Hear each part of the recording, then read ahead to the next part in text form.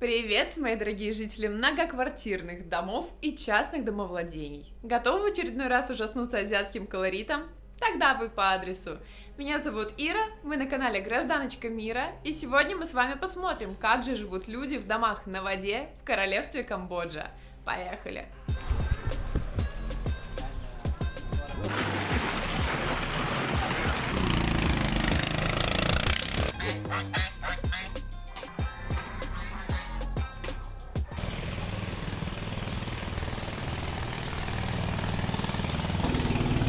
Спасибо.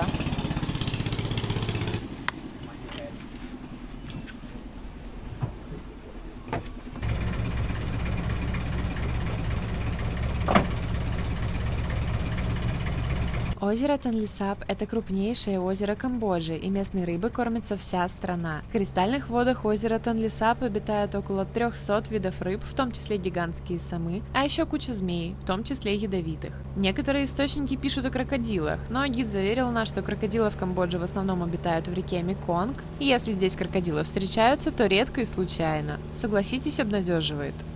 На озере есть несколько деревень, минимум 2 на берегу озера и еще несколько дрейфуют по озеру в зависимости от уровня воды. Да-да, именно дрейфуют. Чем меньше уровень воды, тем ближе к центру озера передвигаются дома, чтобы не сесть на мель. Люди в таких деревнях живут на домах на понтонах. Почти все эти люди занимаются добычей рыбы и ведением сельского хозяйства. Мы же с вами отправляемся в деревню, где дома стоят на высоких сваях, и половину года люди здесь живут на земле, а в сезон дождей передвигаются исключительно на лодках. Чтобы понять, как такое возможно, зацените характеристики озера в сухой сезон и в сезон дождей. Итак, в сухой сезон максимальная глубина озера 1-2 метра, площадь 2700 квадратных километров и ширина до 36 километров. В сезон дождей озеро увеличивается в несколько раз и получаются следующие цифры. Максимальная глубина уже 10 метров, площадь 16 тысяч квадратных километров и ширина до 105 километров.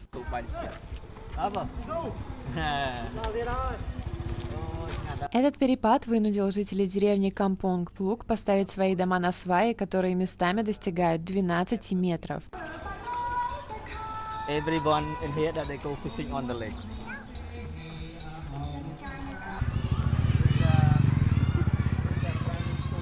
Эта деревня полностью состоит из домов на сваях. Примерно с января по июнь люди ходят по местным дорогам пешком, а все остальное время передвигаются только на лодках. Благо, своя лодка тут есть в каждом доме, а зачастую даже и не одна. Everyone go to the town and they take a two.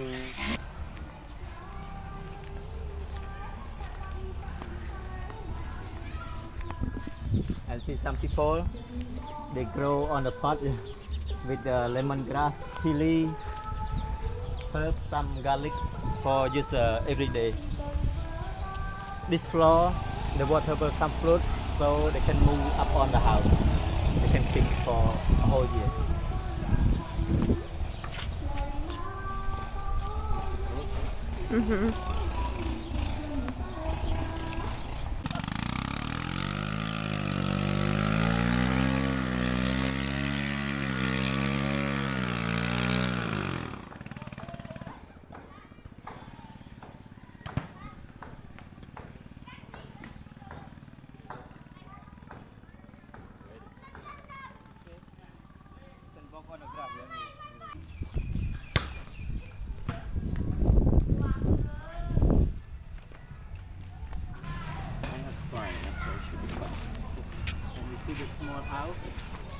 This small house is for our culture.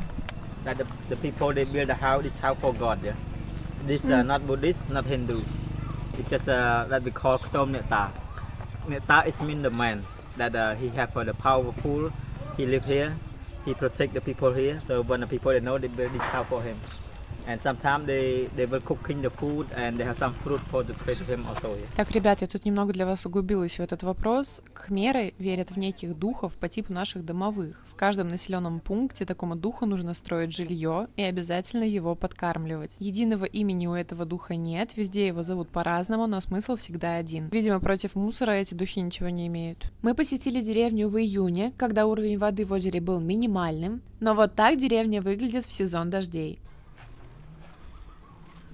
Мы не застали всей романтики местной жизни из-за засухи, но в деревнях на Тонлесапе озеро является источником воды для готовки, местом приема души и ванны, мытья посуды. Не осуждается чистка зубов местной водой, а иногда и питье воды из озера. А теперь вопрос знатокам. Куда сливают все отходы жизнедеятельности, туалет и воду из-под стирки? Да-да, у местных иммунитет явно поинтереснее нашего.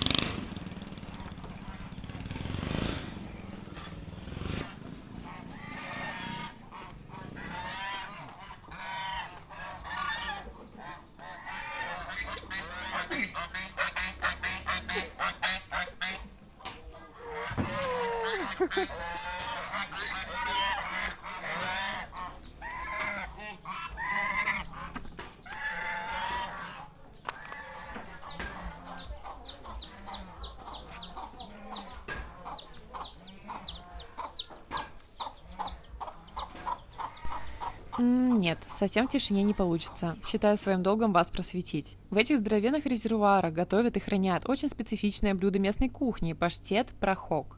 Для его изготовления мелкую рыбу вместе с потрохами измельчают, дают ей подпортиться на жаре, потом засыпают специями и настаивают. Учитывая жару и обстановку, представьте, какой удивительный букет ароматов я испытывала в этот момент.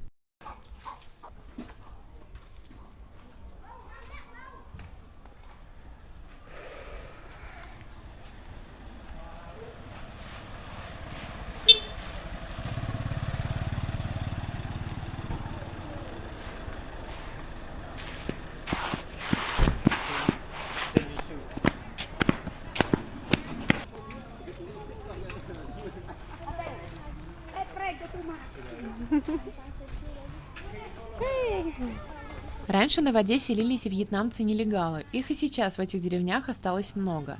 Дело в том, что в прошлом веке США активно разносила Вьетнам и приграничные камбоджийские поселения заодно. Вьетнамцы бежали вглубь Камбоджи и начали селиться на воде. Как и в соседних странах, за дома на воде не нужно платить налоги, а строить дома на земле запрещали или попросту не было денег на покупку этой земли.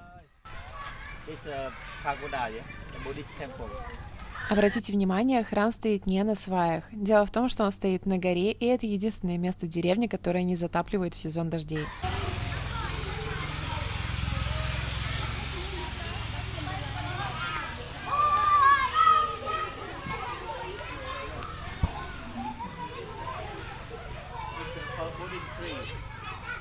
Buddhist tree, this you can see each picture in for the Buddha that you can see the Buddha that sit under this tree. What's the name? We call Buddhist tree. Buddhist tree? Yeah. But Cambodia we call Pho Phật. You can see on each picture that have the Buddha, his stand or his sit, and behind is this tree.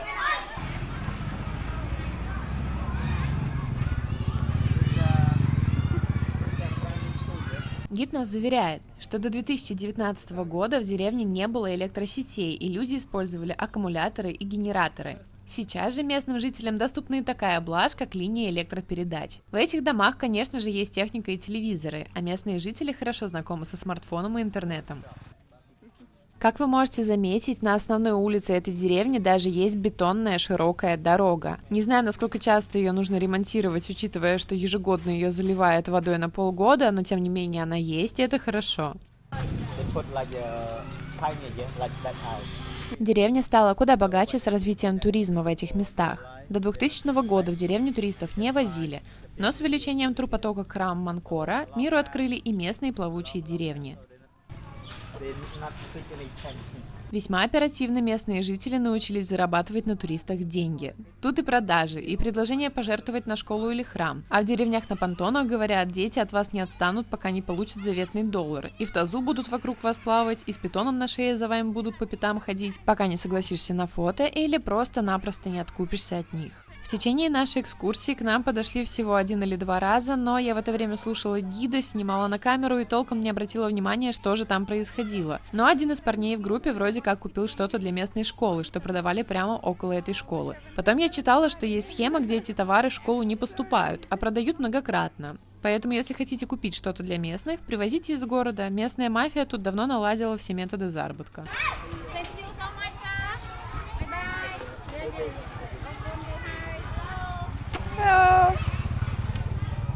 Дорогой зритель, специально для тебя я уточнила у гида стоимость жилья в этой замечательной деревне. Вполне приличную хибарку можно урвать за $5000 США, а это всего лишь около 400 тысяч рублей. Жилье, требующее ремонта, ну или домики попроще, стоят и того дешевле. Ну что, такое мы берем? Так чем же занимаются местные? Мужчины в основном рыбачат, даже в сухой сезон. Просто идут пешком до воды, садятся на свою лодку и возвращаются с уловом.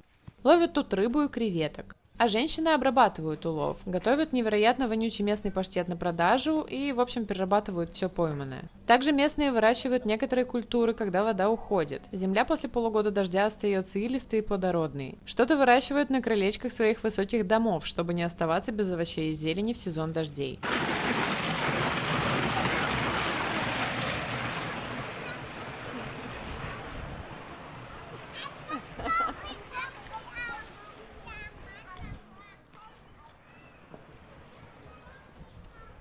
В деревне есть обычная школа и есть школа английского языка. Вроде как есть полиция и пункт медицинской помощи, но если случится что-то серьезное, повезут в город. Спортивные клубы по интересам тоже есть, кстати, во всех деревнях на воде.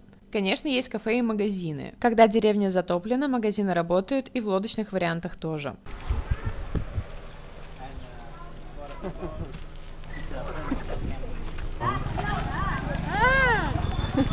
В сезон дождей все те же прекрасные воды Тонлесапа разливаются так, что многие дома буквально стоят на воде. Из плюсов. Рыбачить можно прямо с крыльца. Из минусов. Вы можете проснуться со змеей или выдрой на соседней подушке, и я сейчас выражаюсь вполне буквально. Также среди минусов во всех этих деревнях стоит выделить тонущих детей. А это так называемая крокодиловая ферма, которая находится в кафе на озере Тонлесап. Сюда туристов обычно привозят на закат, потому что здесь должно быть красиво, но нам, как всегда, очень сильно повезло, было облачно, а потом еще и ливень начался, короче, мы удирали как могли. Экскурсия стоила меньше $20 с человека, скорее всего 18, извиняюсь, я уже не помню точно. Заняла она 4 или 5 часов, но, если честно, я была расстроена, что мы не увидели ни одной деревни именно на понтонах. Я думаю, в следующий раз, если мы будем в Камбодже, мы отправимся именно туда. Друзья, спасибо, что досмотрели это видео до конца. Обязательно делитесь в комментариях, что вас больше всего удивило или, может быть, даже возмутило. Ставьте лайки, подписывайтесь на канал, чтобы ничего не пропустить. Крутейших вам путешествий! Пока-пока!